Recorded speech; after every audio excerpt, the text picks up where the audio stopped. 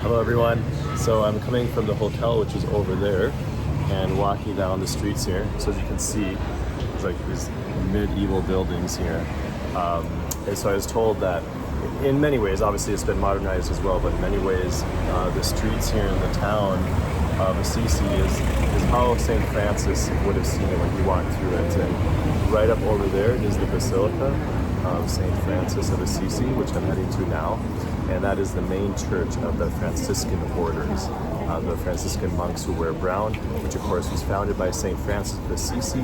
That is their main church. So, all right, I'll see you guys. Bye.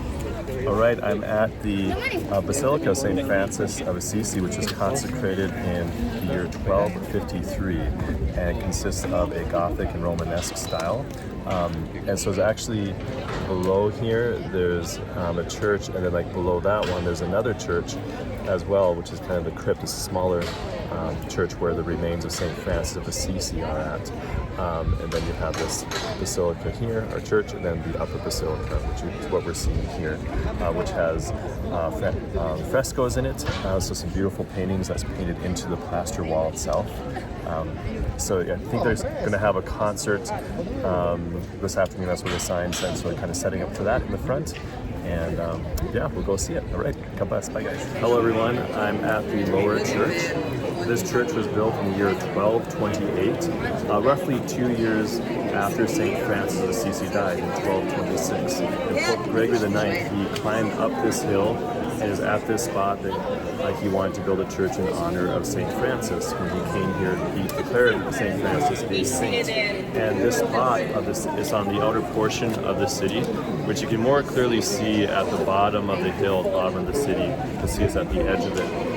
It kind of dominates the city, and this before was known as Hell Hill, or Hill of Hell. Is a place where people were excommunicated, and so now it is a very holy site. And so it's awesome how with Jesus Christ, sin and death is transformed into a place of peace and love, a place of encounter with the Lord and His mercy and goodness. And so this part of the church, as you can see here, the entrance of it and so forth is a Gothic style with the arches and the floral design there. And again, it's the lower part, and there's the Upper Basilica built on top of it, which we'll be looking at later. I'm doing an audio tour, and so I'll just kind of give you a summary of it as I go along. All right, thank you guys. God bless. I'm looking at the Blessed Sacrament Chapel of the church below the big basilica on top, and above the crypt where St. Francis of Assisi is buried.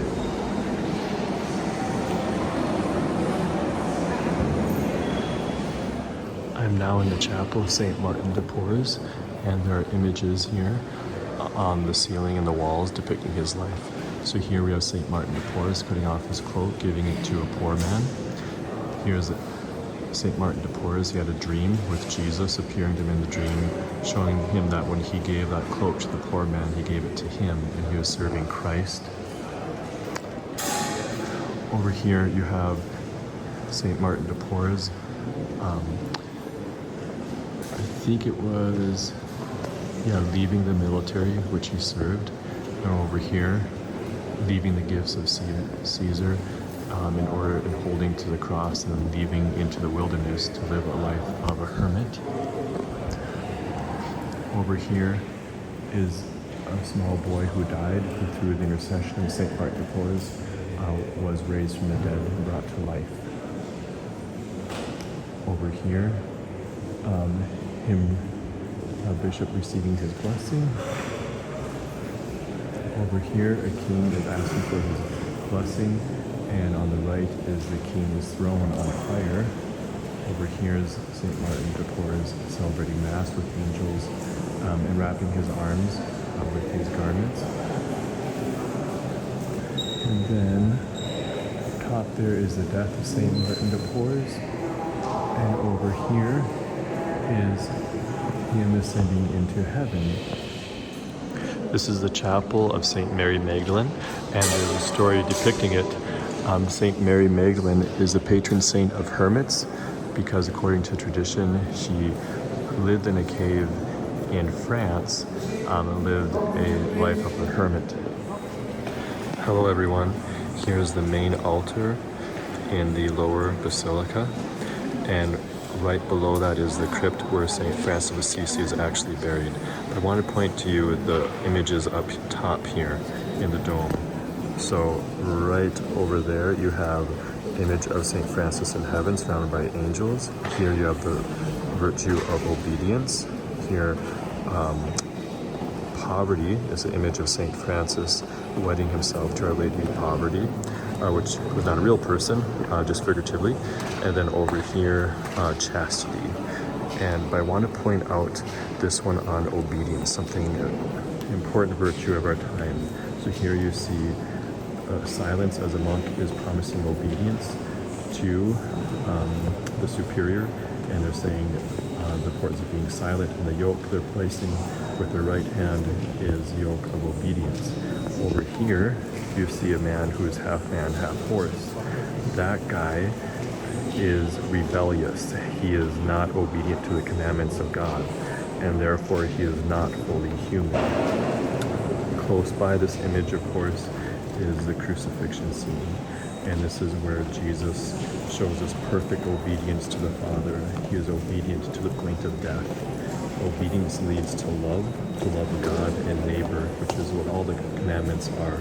What Jesus says are summed up by the two greatest commandments: love God above all else and neighbor as self. And this is shown perfectly in Jesus, who loves the Father, so he gives himself completely to him, and who perfectly loves you as he dies on the cross for you, for me, so that we can be saved and have eternal life.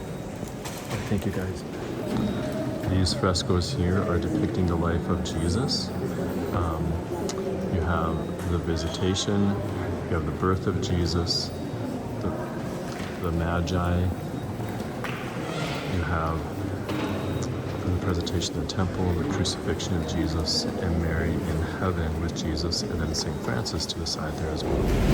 So inside here is the tomb of St. Francis of Assisi, and next to him in the four corners are buried his close friends. So they're inside here. Over here is buried one of his close female friends, who is very close to him. So she's very good. They're so close that he calls her a brother in the Lord, even though she was not an official Franciscan. And this again is the prayer of St. Francis of Assisi. Hello everyone, I just came from the Lower Basilica, which is down there. I came through a doorway here, so you kind of go up the stairs out here, you can go across here, and then inside the door there and go back down into the lower basilica. But here's a courtyard, I believe, where the Franciscans live, and then here's the back side of the Upper Basilica. All right, take care, bye guys. There's also this museum you can go in to see different paintings and artifacts and so forth. But something I want to show you is the view. The view is incredible. When I was looking out here, I first thought this was a painting, but it's not. Obviously, we're way up on top of the hill, and there's a valley with another hill in it. So yeah, it's a spectacular view up here. All right, God bless you guys. Bye. So here's another part of the museum. This is the first part actually that you walk into. I have different paintings, incredible chalices and vestments, about works of art and paintings of others. So, all right, take care. So I'm inside the Upper Basilica. This is right by the main altar. So in the sanctuary, you have these areas where the monks would sit and pray. But then over there is a stone throne that's reserved only for the Pope. So only the Pope can sit there, showing the unity of the Church.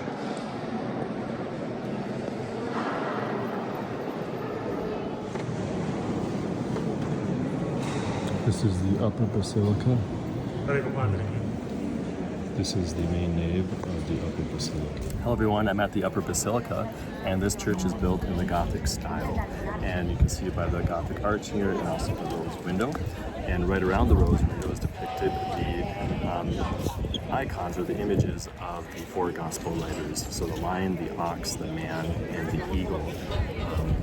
is, of course, it's surrounded by sort of towers and then the Gothic windows in the main nave of the church and so forth.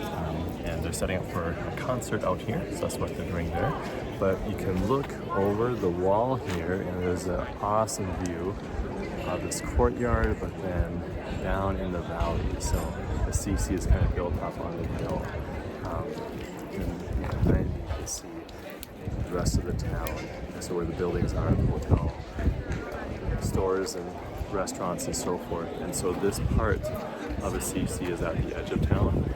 And as someone said, which it does when you look from down below, this part really kind of dominates the town, which is pretty awesome. So, all right, God bless you guys. You take care.